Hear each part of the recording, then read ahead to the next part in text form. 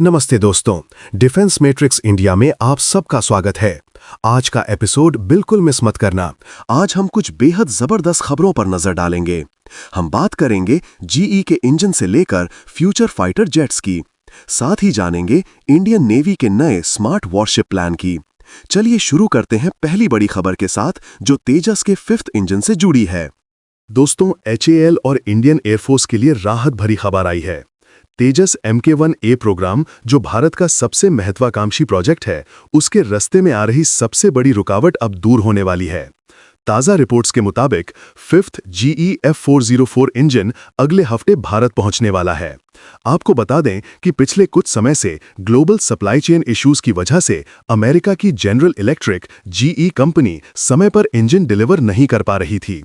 इस देरी ने HAL की प्रोडक्शन लाइन को धीमा कर दिया था, जिससे वायुसेना को ये डर सताने लगा था कि कहीं तेजस की डिलीवरी और ज्यादा लेट ना हो जाए। लेकिन अब अमेरिका से सप्लाई फिर से शुरू हो रही है। इस 5th इंजन के आते ही HAL अपनी बेंगलुरु फैसिलिटी में तेजस MK1A की मैन्युफैक्चरिंग को एक्सेलरेट करेगा। इसका सीधा असर ये होगा कि मार्च 2025 तक जो डिलीवरी टारगेट सेट किए गए हैं, उन्हें पूरा करने में मदद मिलेगी। ये खबर इसलिए भी महत्वपूर्ण है क्योंकि हमारी स्क्वाड्रन स्ट्रेंथ कम हो रही है और तेजस का समय पर आना IAF के लिए ऑक्सीजन जैसा काम करेगा। बढ़ते हैं दूसरी खबर की तरफ, जो कि तेजस M2 के रोल आउट को लेकर है। दोस्तों, जहां एक तरफ MK1A की बात हो रही है, वहीं दूसरी तरफ भारत के फ्यूचर फाइटर यानी तेजस M2 को लेकर भी बड़ी हलचल है। तेजस M2 का प्रोटोटाइप अब अपने सबसे क्रिटिकल ग्राउंड टेस्टिंग फेज में एंटर कर चुका है।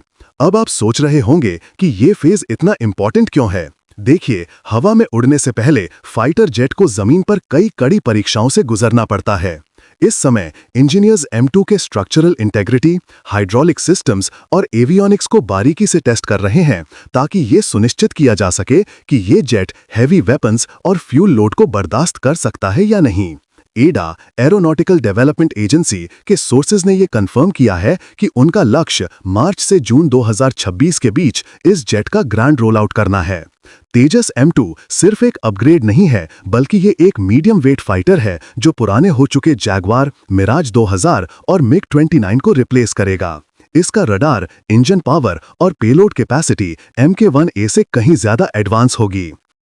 दोस्तों, अब बात करते हैं S-500 डिफेंस सिस्टम के बारे में। S-400 की जबरदस्त परफॉर्मेंस और सफलता को देखने के बाद अब रूस ने भारत के सामने एक और बड़ा पत्ता फेंका है।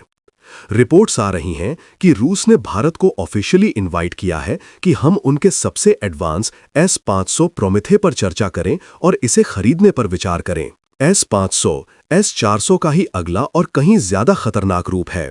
जहां S-400 हवाई हमलों, फाइटर जेट्स और क्रूज मिसाइलों को रोकता है, वहीं S-500 की खासियत ये है कि ये स्पेस में मौजूद लो ऑर्बिट सैटेलाइट्स और आने वाली हाइपरसोनिक मिसाइल्स को भी इंटरसेप्ट करके मार गिरा सकता है। इसकी रेंज 600 किलोमीटर से भी ज्यादा बताई जाती है। रूस जानता है कि भारत अपनी हवाई सुरक्षा को लेकर बहुत गंभीर है और अमेरिका के दबाव के बावजूद भारत ने S-400 लिया था। हालांकि भारत अभी अपने स्वदेशी प्रोजेक्ट कुशा पर काम कर रहा है, जो S-400 जैसी क्षमता देगा। लेकिन रूस का ये ऑफर जियोपॉलिटिक्स के लिहाज से बहुत बड़ा है, क्योंकि S-500 अभी दुनिया के गिने चुने सबसे ताकतवर सिस्टम्स में से एक है। बढ़ते हैं अगली खबर की तरफ, जो कि जापान कावासाकी मिलिट्री एयरक्राफ्ट को लेकर है।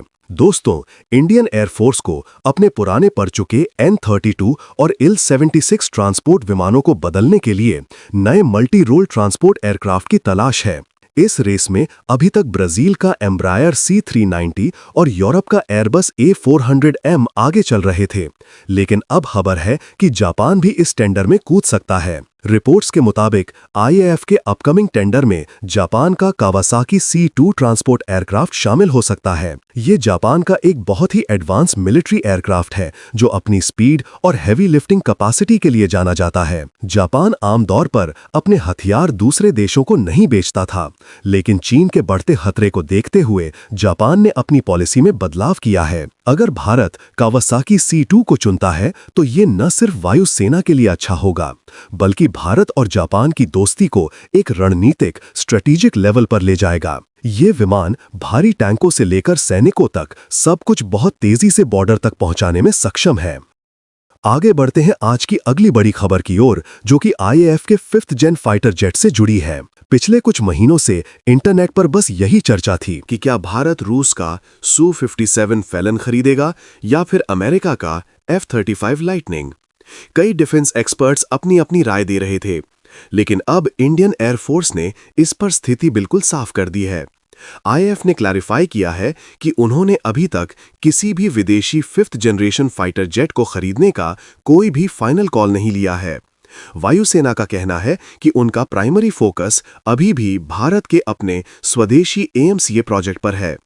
ये क्लैरिफिकेशन इसलिए जरूरी था क्योंकि एयर शोज में रशियन और अमेरिकन कंपनियां अपने जेट्स को बहुत एग्रेसिव तरीके से प्रमोट कर रही थी। वायुसेना का मानना है कि विदेशी जेट्स खरीदने से न सिर्फ बहुत ज्यादा पैसा बाहर जाएगा, बल्कि हम टेक्नोलॉजी के लिए भी दूसरों पर निर्भर हो जाएंगे। हाँ, अगर भविष्य में AMCA में बहुत ज्यादा देरी होती है या कोई बड़ी इमरजेंसी आती है, तभी विदेशी विकल्प पर सोचा जाएगा, लेकिन अभी के लिए मेक इन इंडिया ही प्राथमिकता है। तो दोस्तों, अब बात करते हैं नेवी के स्मार्ट वॉरशिप की। अब युद्ध का तरीका अब बदल रहा है और हमारी नेवी इस बात को बखूबी समझती है। इंडियन नेवी ने एक बहुत ही फ्यूचरिस्टिक कदम उठाया है, जिसे स्मार्ट वॉरशिप इनिशिएटिव नाम दिया गया है। इसका मकसद नेवी की अगली पीढ़ी के जहाजों को पूरी तरह से डिजिटल बनाना है। स्मार्ट वॉरशिप का मतलब सिर्फ कंप्यूटर लगाना नहीं है, बल्कि जहाज के हर एक हिस्से को एक इंटीग्रेटेड नेटवर्क से जोड़ना है। इसमें AI, मशीन लर्निंग और एडवांस सेंसर्स का इस्तेमाल किया जाएगा। इससे फायदा ये होगा कि जहाज पर कम क्रू मेंबर्स की जरूरत होगी और जहाज का सिस्टम खुद ही डिटेक्ट कर लेगा कि दुश्मन कहाँ है या जहाज के किस हिस्से में खराबी है। अगर जंग के दौरान जहाज को नुकसान पहुंचता है, तो AI सिस्टम डैमेज कंट्रोल को भी मैनेज करेगा। ये पहल भारतीय नौसेना को दुनिया की सबसे आधुनिक नेवी में से एक बनाने की दिशा में एक बहुत बड़ा कदम है, जिससे हमारी सिचुएशनल अवेयरनेस समंदर में सबसे बेहतर होगी। तो दोस्तों, ये थी आज की कुछ बड़ी डिफेंस अपडेट्स। भारत तेजी से अपनी सेनाओं को आधुनिक बना रहा है। आने वाला दशक भारत के लिए डिफेंस इनोवेशन का स्वर्णिम युग साबित हो सकता है। अगर आपको वीडियो पसंद आई हो तो जरूर लाइक और शेयर कीजिए। आपका एक सब्सक्राइब हमें लगातार मोटिवेट करता है। फिर मिलते हैं अगली डिफेंस अपडेट के साथ। जय हिंद।